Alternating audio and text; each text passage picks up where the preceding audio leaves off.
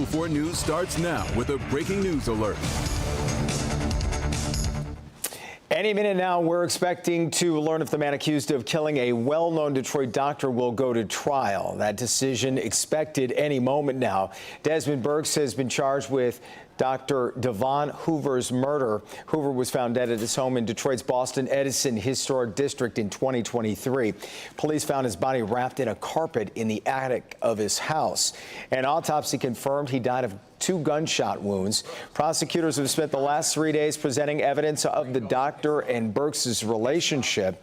They also say Burks went on an alleged shopping spree after the murder using Hoover's credit card. We do have a crew in the courtroom this afternoon. We'll let you know as soon as the judge makes his decision whether or not to bind him over for trial. It's another hot one after a quick day of about a 10-degree reprieve. There's a live look at the radar at this hour where there are some storms bubbling up out there with some lightning detected throughout the metro area. Let's get a check of the forecast coming up with Ashley Barrissey.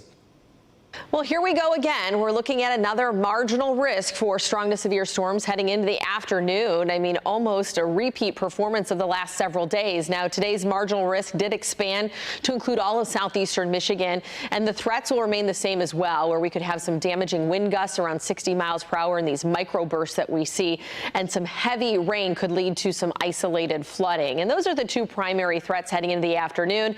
And much like the last couple days, we'll start to see these firing off about 2 o'clock onward. So a hot and humid afternoon where we do have some of those storm chances. Temperatures topping out in the upper 80s, though likely feeling like we're well into the 90s when you factor in that heat index. Speaking of the 90s, we have a few of them in the forecast ahead. We'll talk more about the weekend coming up. All right, Ashley. President Trump back at the White House today ahead of a key briefing with senators about this weekend's airstrikes in Iran. It comes as the Department of Defense is pushing back now on questions about the success of those airstrikes. Al Spar in Washington with the latest. President Trump back in Washington after the NATO summit, looking to extend a diplomatic win with the Israel-Iran ceasefire into talks with Iran. We're going to talk to them next week with Iran.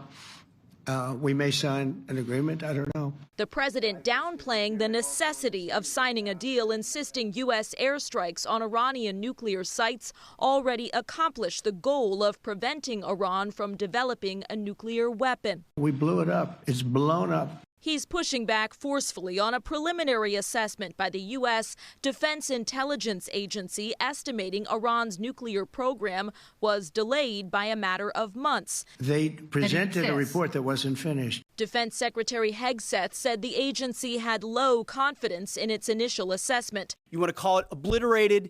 Choose your word. This was an historically successful attack. The weapons were designed, planned, and delivered to ensure that they achieve the effects in the mission space.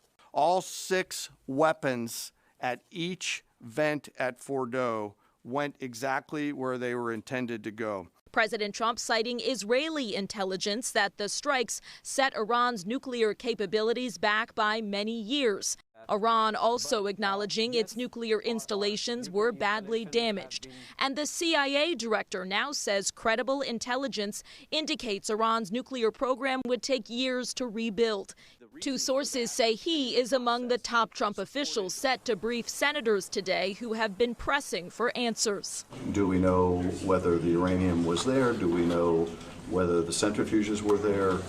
House members due to be briefed tomorrow. In Washington, Alice Spar, NBC News. All right, Alice. Today we expect to find out how long a Grosse Pointe man will spend in prison for robbing and assaulting 2 dollar store employees. Antonio Cotton was convicted for torture, armed robbery, and criminal sexual conduct earlier this month. It happened at the dollar store on Van Dyke Avenue and 8 Mile in November of 2020. He held employees at gunpoint and sexually assaulted them. A mother accused in the double murder of a foster family has been found competent to stand trial. Siobhan Vincent and 2 others accused of killing Jennifer Bernard and her father, Stevie Smith. That was in Northfield Township. The trio also shot the foster father, who survived, and kidnapped 2 little girls. One of those girls was Vincent's biological daughter. Earlier this month, a Washtenaw County judge determined she was fit to stand trial, which means her probable cause conference set for today will go forward. If convicted, Vincent could face life in prison.